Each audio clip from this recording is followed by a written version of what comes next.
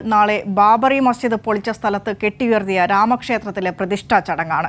2020 August 5-നാണ് അയോധ്യയിൽ രാമക്ഷേത്രത്തിന്റെ നിർമ്മാണം ആരംഭിച്ചത്. ശില്പികളും തൊഴിലാളികളും അടക്കം 4000-ഓളം പേരുടെ രാപ്പകലില്ലാത്ത അധ്വാനത്തിനൊടുവിലും ക്ഷേത്ര നിർമ്മാണം ഇതുവരെയും പൂർത്തിയായിട്ടില്ല. ഇനിയും പ്രതിഷേധമൊടുങ്ങാത്ത അയോധ്യയിൽ തിരക്കിട്ട് എന്തിനാണ് ഇത്തരത്തിലൊരു പ്രാണപ്രതിഷ്ഠ നടത്തുന്നത് എന്നതിന് പിന്നിലെ ചേതോവികാരം വരാനിരിക്കുന്ന ലോക്സഭാ തെരഞ്ഞെടുപ്പാണെന്ന് പകൽ പോലെ വ്യക്തമാണ്. കേരളത്തിൽ നിന്ന് 50 പേർക്കാണ് ചടങ്ങിലേക്ക് ക്ഷണം. വിശ്വാസ ആചാരത്തിനപ്പുറത്തേക്ക് പ്രാണപ്രതിഷ്ഠാ ചടങ്ങിൽ പങ്കെടുക്കുന്നതും പങ്കെടുക്കാതിരിക്കുന്നതും രാഷ്ട്രീയമാണ്. PJ അരുൺ നാളത്തെ ചടങ്ങുകളുടെ വിശദാംശങ്ങളുമായി. വിനിഷ, ഫൈസാബാദ് എന്ന് മുൻപ് അറിയപ്പെട്ടിരുന്ന അയോധ്യയെ BJPയും സംഘപരിവാറും ഇപ്പോൾ ഈ പ്രതിഷ്ഠാ ചടങ്ങുമായി ബന്ധപ്പെട്ട് അക്ഷരാർത്ഥത്തിൽ കാവി പുതപ്പിച്ചിരിക്കുകയാണ്. അയോധ്യ ക്ഷേത്രവുമായി ബന്ധപ്പെട്ട് വലിയ രീതിയിൽ ഇതൊരു ആഘോഷ പരിപാടി ആക്കാൻ തന്നെയാണ് BJPയും സംഘപരിവാറും ആഹ്വാനം ചെയ്തിരിക്കുന്നത്. എന്തായാലും ഉച്ചയ്ക്ക് ഒരു 12-20 കൂടിയായിരിക്കും ഇതിൻ്റെ പ്രതിഷ്ഠാ ചടങ്ങുകൾ ആരംഭിക്കുക. 12 മണിയോടെ തന്നെ ചടങ്ങുകൾ ആരംഭിക്കും. പ്രതിഷ്ഠ പൂർത്തീകരിക്കപ്പെടുക 12:20-നും 12:30-നും ഇടയിലുള്ള മുഹൂർത്തത്തിലായിരിക്കും. പ്രധാനമന്ത്രി നരേന്ദ്രമോദി നാളെ രാവിലെ അയോധ്യ വിമാനത്താവളത്തിലെത്തും. ഈ ഏറ്റവും പുതിയ വിവരമനുസരിച്ച് ഈ ഒരു ചടങ്ങിൻ്റെ യജമാനൻ എന്നുള്ളത് മുഖ്യ കാർമ്മികത്വം അല്ലെങ്കിൽ യജമാനൻ എന്നുള്ള ഒരു സ്ഥാനം നൽകിയിരിക്കുന്നത് പ്രധാനമന്ത്രി നരേന്ദ്രമോദിക്കാണ്. കൂടാതെ കാശിയിൽ നിന്നുള്ള 120-ൽ പരം പുരോഹിതന്മാർ ഈ കാർമ്മികത്വത്തിന് നേതൃത്വം വഹിക്കാനായി അയോധ്യയിലെത്തിയിട്ടുണ്ട്.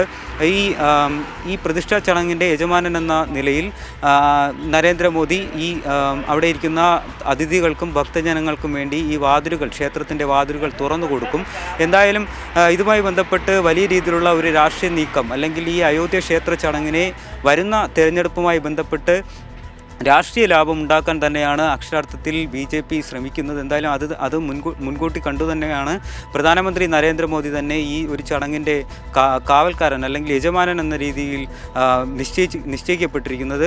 ഇതുമായി ബന്ധപ്പെട്ട് നേരത്തെ തന്നെ വലിയ രീതിയിലുള്ള ഈ അയോധ്യ ക്ഷേത്ര ചടങ്ങും പങ്കെടുക്കുമെന്ന് വിചാരിച്ചിരുന്ന പല കേന്ദ്രങ്ങളിൽ നിന്നും തിരിച്ചടി ഈ അയോധ്യ വിഷയവുമായി ബന്ധപ്പെട്ട് BJPയും സംഘപരിവാറും നേരിടേണ്ടി. പ്രത്യേകിച്ച് എടുത്തു പറയുകയാണെങ്കിൽ ഈ 4 അദ്വൈത ആശ്രമങ്ങളിലെ ശങ്കരാചാര്യന്മാർ ഈ ഒരു പരിപാടിയിൽ പങ്കെടുക്കില്ല എന്ന തരത്തിലുള്ള കൃത്യമായ നിലപാട് അറിയിച്ചു. കോൺഗ്രസിനകത്തും വലിയ രീതിയിലുള്ള ഭിന്നത ഉണ്ടാക്കാൻ എന്തായാലും BJPയും സംഘപരിവാറും ശ്രമിച്ചിരുന്നു. പക്ഷേ അയോധ്യ ക്ഷേത്ര ചടങ്ങിൽ നിന്ന് ഭൂരിഭാഗം നേതാക്കളും, ഇന്ത്യ മുന്നണിയിൽ ഉൾപ്പെടുന്ന ഭൂരിഭാഗം നേതാക്കളും വിട്ടു നിൽക്കുകയാണ് ചെയ്തത്. ഈ പ്രതിഷ്ഠാ ചടങ്ങിന് ശേഷം അവിടെ എത്തി പങ്കെടുക്കാമെന്നുള്ള കൃത്യമായ ഒരു നിലപാട് അറിയിച്ചത് രാഷ്ട്രീയപരമായി BJPക്ക് തിരിച്ചടിയായി. എന്തായാലും അയോധ്യ ക്ഷേത്ര ചടങ്ങ് വലിയ രീതിയിൽ ഒരു രാഷ്ട്രീയ വിഷയമാക്കാനും ആ ഒരു വിഷയം അതൊരു കൃത്യമായി വരുന്ന തെരഞ്ഞെടുപ്പിൽ ഒരു മുൻനിർത്തിയുള്ള ഒരു വിഷയമാക്കിക്കൊണ്ട് തെരഞ്ഞെടുപ്പിനെ നേരിടാൻ തന്നെയാണ് തീരുമാനം. എന്തായാലും ഈ അയോധ്യ ക്ഷേത്ര ചടങ്ങുകളുമായി ബന്ധപ്പെട്ട ആശുപത്രികളിലും സർവകലാശാലകളിലും ഉൾപ്പെടെ പ്രവർത്തനം നിർത്തിവെക്കുവാൻ BJP നിയന്ത്രിത സ്ഥാപനങ്ങളോട് ആഹ്വാനം ചെയ്തിരുന്നു. അതനുസരിച്ച് എയിംസ് ഇന്ന് അടച്ചിടുമെന്നുള്ള തരത്തിലുള്ള വാർത്തകൾ വന്നുവെങ്കിലും പിന്നീട് പ്രതിഷേധമുണ്ടായതിനെ തുടർന്ന് ഈ ഒരു തീരുമാനം പിൻവലിക്കുകയാണ് ചെയ്തത്. എന്തായാലും ഉച്ചയോടുകൂടി ഈ ഒരു തരത്തിലുള്ള പ്രതിഷ്ഠാ ചടങ്ങുകൾ അയോധ്യയിൽ ആരംഭിക്കും. 2:30 വരെ ഈ പ്രതിഷ്ഠാ ചടങ്ങുകൾ നടക്കുന്നത് വരെ അവസാനിക്കുന്നത് വരെ പല സംസ്ഥാനങ്ങളും അവധി നൽകിയിട്ടുണ്ട്.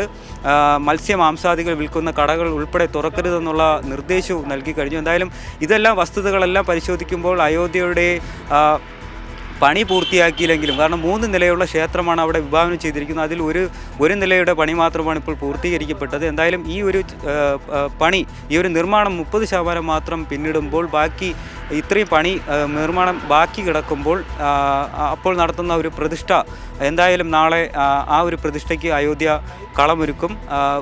ഉച്ചയോടെ ഒരു 12:30 ഈ ഒരു പ്രതിഷ്ഠാ ചടങ്ങുകൾക്ക് ആരംഭമാകും. വിനിഷ.